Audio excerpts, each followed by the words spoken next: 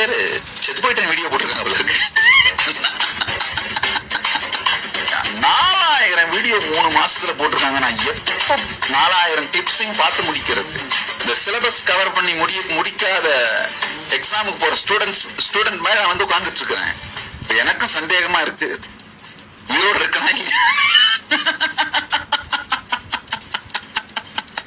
எல்லா social media இல்ல main stream media, MSM, main stream media, social media, YouTube, Facebook எல்லாம் ஒன்னா சேர்ந்து பஞ்சாயத்து கூடி ஏதோ ஒரு வீடியோவை போட்டு நான் உயிரோடு தான் இருக்கனா இல்லையா ஏதாவது ஒரு முடிவுக்கு வாங்கப்பா.